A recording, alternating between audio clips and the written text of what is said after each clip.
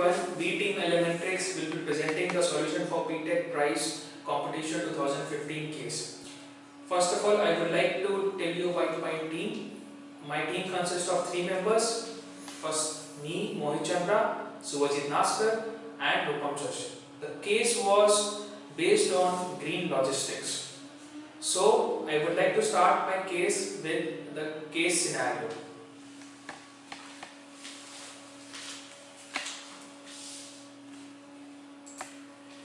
So, the case was talking about a YCH company which was basically dealing with the freight and customs clearances service to Dell. Later on, they expanded and facilitated the Dell's finished good distribution across India. The YCH has been awarded the gold status for lead as having the first green facility in India by IGBC. So, the case basically focuses around the different initiatives taken by YCH, like the sustainability features they have implemented in their site, the water efficiency they have increased, the energizing factors which they have implemented in the building, resource management, and the indoor environment quality. So we will be discussing about what are the further they can develop in their businesses, like benefits, impact on society, challenges faced by implementing green logistics, and how to overcome those. So what is the first question which comes in our mind? That what is green logistics? So the green logistics is nothing but the logistics with sustainable development in every logistics activity, which is comprises of. So when we are talking about the environmental performance evaluation, it basically deals with 4 things. One is resource saving logistics, which deals with collaborations, source management in the companies, reverse logistics, and the recycling management, which ultimately leads to DFE, design for environment, supply chain management, 3 R's, reduce, reuse, recycle, reverse logistics, and consolidated based on partnership. So ultimately this is what about green logistics kind. So now why do we need green logistics? As we know that in sustainable development there are 3 pillars. So green logistics basically having impact on all the 3 pillars. So when I am talking about the environment, it caters to eco-friendly, increase in safety, economy, realization of the cost reduction, increase in fuel efficiency, saving resources. When there is society, it deals with logistics service quality, increase in corporate image. Now the drivers for the green logistics. As you can see on the left hand side of the slide, every business is basically hovering around 4 parameters. One is company, customers, society, and the regulatory stakeholders. So for the green, affecting the green logistics, they have to cater with the green vehicles, multi-modal shipment, freight consolidation, road traffic, and the home delivery. On the left hand side, on the right hand side, we have developed a model which will be affecting the implementation of the green supply chain management. So whenever there is a government regulation and legislation occurs, so what the companies do, they will be focusing on the reverse logistics, or they will be collaborating between product designers and the suppliers. So for that they need to have checked that what are the certifications their suppliers are having, like ISO 14001, etc. So these certifications will be basically catering with the environmental collaboration with the customers, suppliers, which will ultimately having impact on the reduction in the energy consumption and integrating the quality environmental management into the planning and the operation processes. So ultimately we will have a green design. Now about the framework and what is the framework of the green logistics system. So as you can see on the left hand side, there are basically 3 parameters. One is aggregate, which is in grey color, key parameters in white color, and the determinants in black color. So basically it comprises of all the 3 parameters, and it's showing how actually these parameters are interlinked with each other, and they are talking about how to cater that green logistics system. And on the right hand side, we have listed down the 19 driving factors which we thought they are basically driving the green logistics system, like needs to save cost, marketing, and the environmental performances, public image, and the regulation, etc. Now I would like to call my teammate Rupam to carry forward the presentation.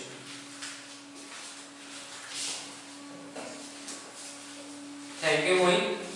Now I will be talking about the impact of green logistics on environment and also what are the industries, what kind of benefits they will get from this. So we can see that there are two sides, one is positive impact and another is negative impact. So from in positive we can see sourcing, delivery, response, everywhere the company will get benefit. Sourcing, the logistical activity, if it gets reduced, then related emissions will also get reduced. Diffusion of pollutants in delivery, chemical conversion of pollutants in the atmosphere, it will also get reduced, and cost, relevant cost will also get reduced for this. Reaction of recipients of pollution like people, animal, vegetation, etc. it will also get reduced. So physical impacts on inanimate object will also get reduced. It all will be having a sustainable impact on the companies and also in the environment. So overall impact will get minimized. As far as the negative impact is concerned, nowadays every company is going for agile supply chain.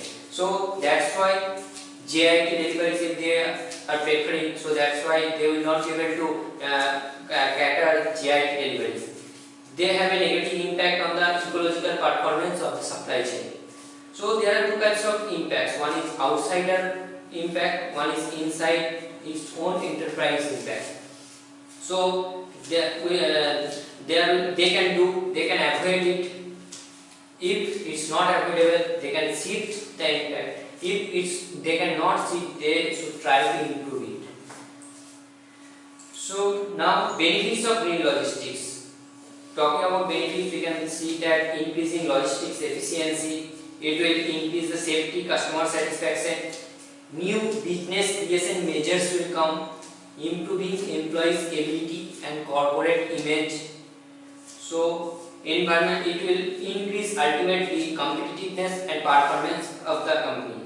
So carrying the goods more with less energy resources, it will lead to less carbon dioxide and other GHG gas emissions, which will ultimately not only reduce the cost, will make the environment better. Company can also trade with CO2 emission to some other company or some country. Now, what are the challenges in green logistics?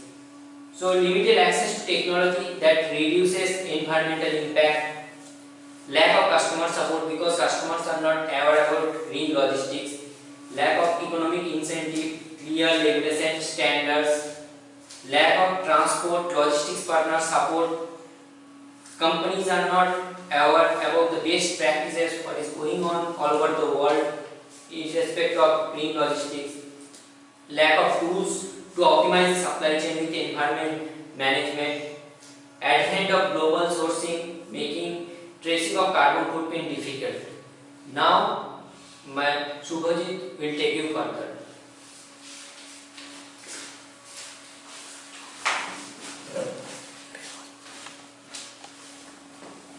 Thank you, Rupam. Now I will be discussing about how to overcome the challenges mentioned earlier, and then we will be discussing some improvements for YCH logistics, and finally we will conclude our case.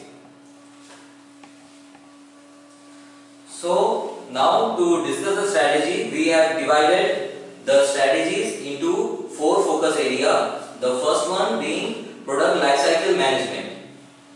So in the field of product lifecycle management, IT plays an important role.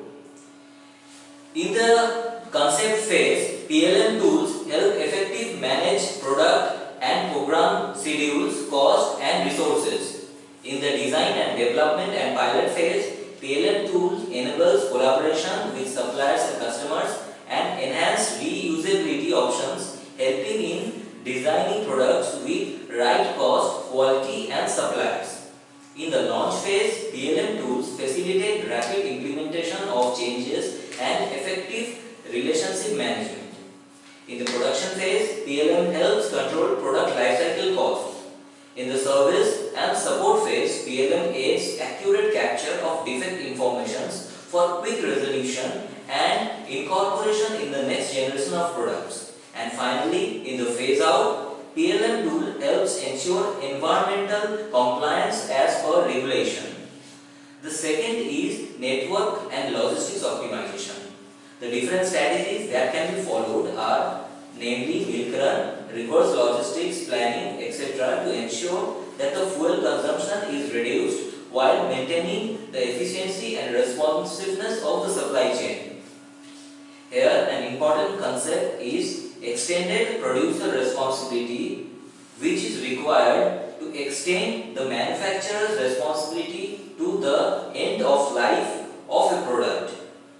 Producer take back, where the producer is physically or financially responsible for collecting and recycling of their products at EOL, can be implemented. Now the third is process implementation.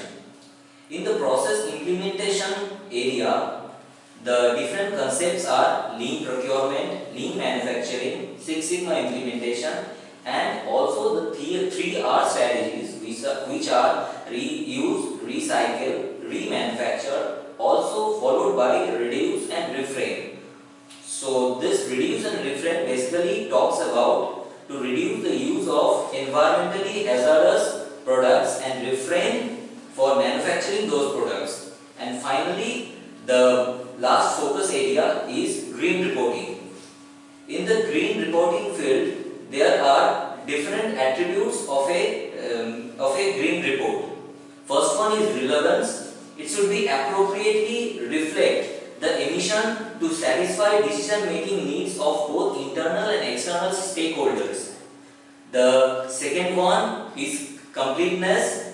The third one is consistency, accuracy, scalability, and so on. Now to implement these strategies, government intervention is very much important. We will also like to stress upon carbon footprint measurement norms, which has to be standardized by government to make it effective. Now we will discuss about the carbon monitoring tool. In the carbon monitoring tool, the different phases of supply chain, namely the distribution, the warehouse, the procurement, the planning, in all these stages we can build a dashboard, and with proper modeling, data analysis and decision making, we can arrive at different values of carbon footprint. The softwares which can be used are BMS, ERP, etc. So with the collaboration of all this software, a proper carbon monitoring tool can be implemented. Now we have provided some improvement opportunities for YCH Logistics. These are mainly classified under 5 headings: site sustainability, indoor environment, water efficiency, energizing the building, and resource management. So there are different strategies which we can see. For example, in indoor quality, environmental quality, we have suggested that to attain 2 more points, we have to provide an adequate gymnasium to cater to at least 2% of the occupants in the factory campus. And finally, we will also discuss about the future propositions. Here, in the year 2015, we can see from the graph that green logistics is more important, which will be followed by hyper green logistics, and finally the C-free logistics, which will have 60 to 80% reduction of carbon dioxide. So to conclude, we can say that we have first defined what is green logistics, then we have stressed upon the importance of green logistics, then we have discussed the various drivers of logistics and the environmental as well as business benefits of green logistics, and finally we also gave some strategies to overcome the challenges which are faced in implementing green logistics. And thereby we can say that if proper stress and importance is not given to green logistics, then supply chain cannot be sustainable. Thank you.